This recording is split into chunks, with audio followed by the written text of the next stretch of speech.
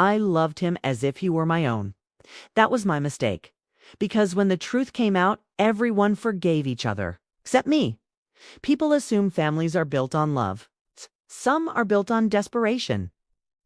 I was 23 when my sister knocked on my door one rainy night. She was crying, pregnant. Unmarried back then, shame was heavier than truth.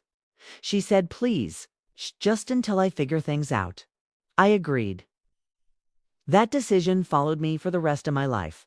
The arrangement was supposed to be temporary. I would pretend to be the mother, shielding her from the judgment of our small town, and she would. Well, she never really finished that thought. She just needed a way out. I became that way out. The lie was born in a whisper, in a desperate promise between two sisters on a stormy night. He was born a few months later, and I held him in my arms, a tiny, perfect secret. His first smile, his first word. He called me Mom before he could say his own name. And I let him, not because I was cruel, but because I was afraid. I was so afraid that if I told the truth, I would lose him. Every day, the line between pretending and reality blurred. I wasn't just playing a role, I was living it. I was there for the first steps, the first fever, the first day of school. I packed his lunches, kissed his scraped knees, and tucked him into bed at night.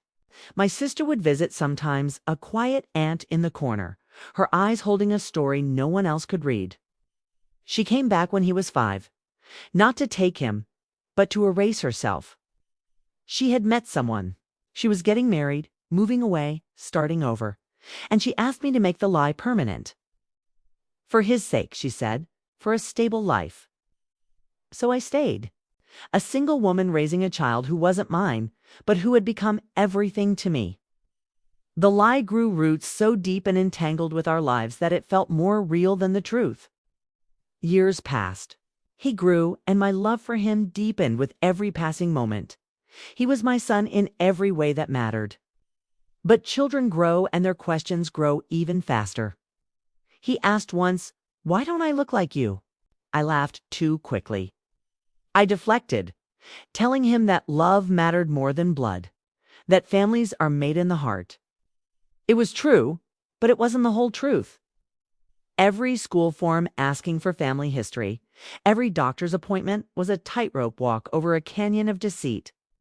The fear of him finding out was a constant, low hum beneath the surface of our happy life. I told myself I was protecting him, but maybe I was just protecting myself from the heartbreak of losing him. He was 37 when he found out. Not from me. Never from me. It happened at a hospital. A routine form, a question about family medical history, and blood types that just didn't match. The silence in that sterile room was deafening. He looked at me, really looked at me with the eyes of a stranger. And he asked, "So what was I to you?" I had no answer that could undo decades of silence. Everything I wanted to say, that he was my world. My joy, my entire life got caught in my throat, tangled in the lie I had nurtured for so long. He forgave his biological mother.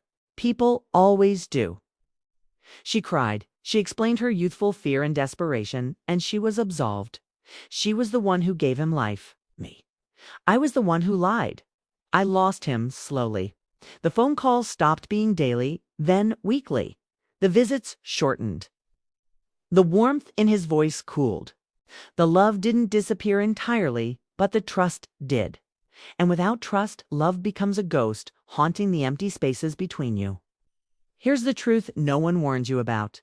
Sometimes you can sacrifice everything, your youth, your own chances at a family, your entire identity, and still end up the villain of the story. If you're listening to this and you're holding a secret you think is protecting someone you love, I'm begging you tell the truth. Tell it early, because a life built on silence will eventually, inevitably, collapse.